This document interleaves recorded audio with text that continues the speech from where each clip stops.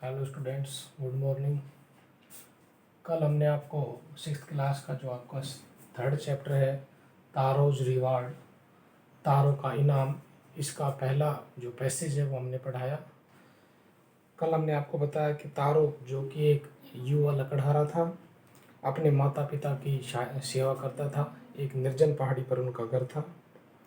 दिन भर लकड़ी काटने पर वह बड़ी मुश्किल से इतना ही कमा पाता था जिससे उसके घर का गुजारा बड़ी मुश्किल से होता था। फिर एक रोज़ उसके पिता ने इच्छा व्यक्त की कि काश मुझे जो जापानी चावल से बनी हुई शराब होती है, अगर वो मिल जाए तो मेरा जो बूढ़ा हृदय है उसको कुछ अच्छा महसूस हो और मुझे गर्म रखने में सहायता प्राप्त हो। उसी से आगे बढ़ते हुए आज हम अगले पैसेज में पढ़ेंगे कि तारो अपने माता पिता के लिए क्या कर पाता है। तो सेकंड पैसेज देखिए।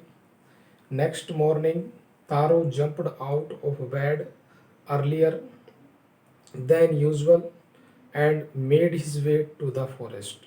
नेक्स्ट मॉर्निंग, अगली सुबह, Taro jumped out of bed earlier than usual made his way to the forest. अन्य दिनों की बनस्पत तारो अन्य दिनों की बनस्पत जल्दी बिस्तर से बाहर आ गया। आउट ऑफ बेड अर्लियर, जल्दी ही बिस्तर से बाहर आ गया, यानी कि बिस्तरों को छोड़ करके जल्दी ही उठ गया।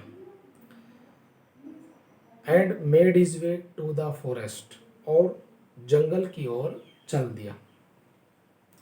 ही chopped and cut as the sun climbed. He मानी उसने, चॉप्ड का मतलब होता है काटना, यानी कि जो लकड़ी काटने की जो प्रक्रिया है वो चॉप कहलाती है। He chopped and cut as the sun climbed, और जैसे जैसे सूरज ऊपर चढ़ता गया या चढ़ रहा था वह अधिक से अधिक लकड़ियां काटता और चीरता रहा। चॉप्ड, काटता रहा और चीरता रहा।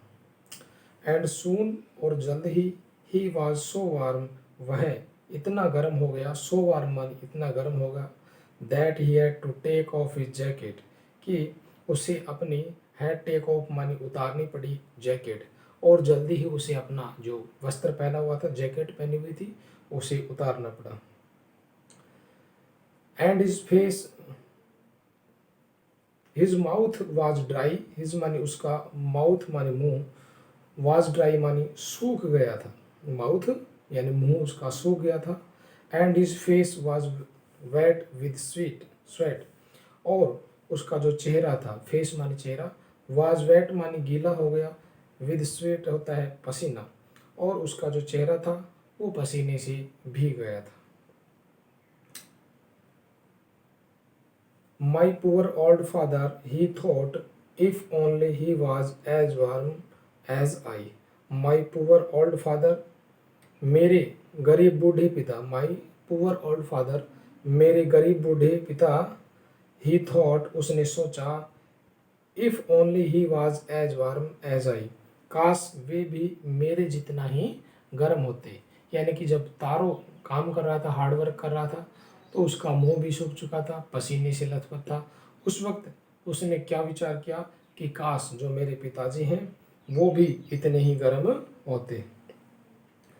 एंड विद दैट, और इसके साथ ही, एंड विद दैट, और इसके साथ ही began to chop even faster, वह और भी तेज गति से लकड़ी चीरने लगा। Chop and began to chop even faster, और वह और भी तेज गति से लकड़ी चीरने लगा।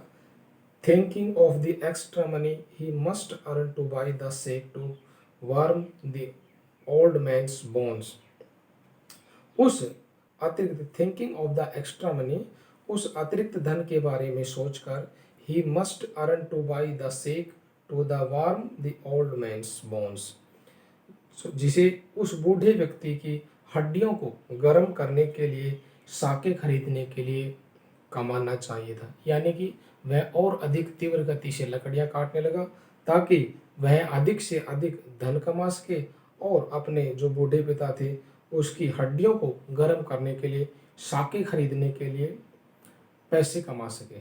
देन सडनली, फिर अचानक से तारो स्टॉप्ड चॉपिंग, तारों ने स्टॉप्ड मानी रोक दिया, चॉपिंग काटना, और अचानक से तारों ने लकड़ियां चीरना बंद कर दिया। What was this sound he heard, what मानी कैसी, वाज थी दैट साउंड वह आवाज़, ही हियर्ड जो उसने सुनी, यानी कि अचानक से उसे एक आवाज़ सुनाई दी और उसने सोचा कि यह कैसी आवाज़ थी। Could it be, could it possibly be rushing water, यह संभवतः पानी से तेज बहने की आवाज़ हो सकती थी। पॉसिबली मानी संभवतः, ही रशिंग वाटर पानी बहने की आवाज़ हो सकती थी। तारो could not remember ever seeing or hearing a rushing stream in that part of the forest.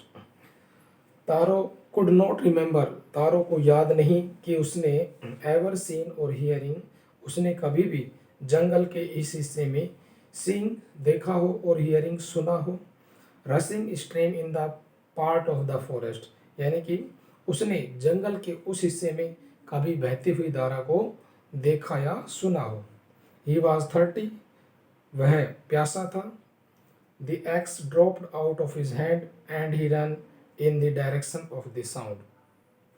He was he the axe dropped out of his hand, और जो कुल्हाड़ी थी वो उसके हाथ से ड्रॉप्ड छूट गई, and he run in the direction of the sound, और वह उस आवाज़ की दिशा में भागा। आगे देखिए, तारो सा a beautiful little waterfall hidden behind a rock, तारों ने सामान्य देखा ए ब्यूटीफुल मानी एक सुंदर, लिटिल वाटरफॉल मानी छोटा सा जो झरना होता है पानी का, बिहाइंड ए रॉक मानी चट्टान के पीछे से, तारों ने एक चट्टान के पीछे छिपा एक छोटा सा झरना देखा। नैंगिंग, नैंगलिंग a place where the water float quietly, एक ऐसी जगह पर घुटने टेकते हुए वह पानी धीरे धीरे बह रहा था। नैनिंग का मतलब होता है घुटने टेकते हुए, यानी एक या दोनों घुटनों के बल टिकना या बैठना। एट ए प्लेस, वह जगह, वेयर द वाटर फ्लोट बह रहा था, क्वाइटली मानी शांति से या धीरे धीरे। He cupped a little in his hands and put it to his lips, उसने उसमें से थोड़ा सा लिया और अपने होठों से लगा लिया। वाज इट वाटर, क्या वह पानी था, और वाज इट सेक, क्या वह साके था। ही टेस्टेड इट अगेन, उसने इसे बार बार चखा, and always it was the delicious sake instead of cold water, और हर बार उसे वह जो कोल्ड वाटर था ठंडा पानी की बजाय डिलीशियस के सेक स्वादिष्ट साके लग रहा था, यानी कि जो तारो था उसे जो पानी था जिसे वो बार बार मुंह में अपने ले रहा था, जिससे वो ठंडा पानी उसे बार बार साके का जैसा स्वाद प्रतीत करा रहा था। तो बच्चों, आज के लिए इतना ही काफ़ी। कल हम इसके आगे का पैसेज पढ़ेंगे। इसके जो वर्ड मीनिंग है वो आपको अपनी इंग्लिश नोटबुक में लिखने हैं, जो मैं अभी ब्लैक बोर्ड पे लिख रहा हूँ।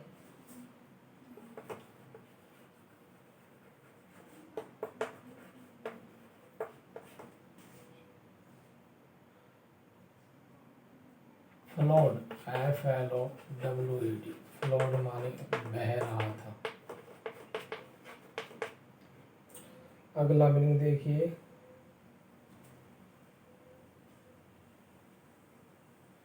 KNELLING,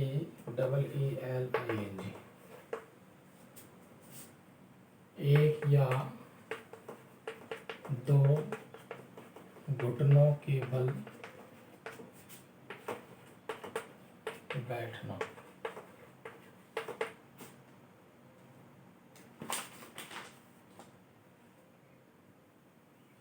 USUAL, यूजुअल, हमेशा वाला।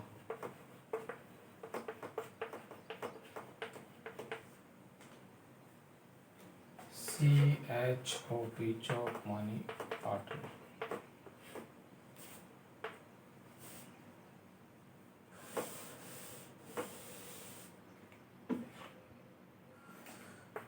SOUND, साउंड मानी ध्वनि।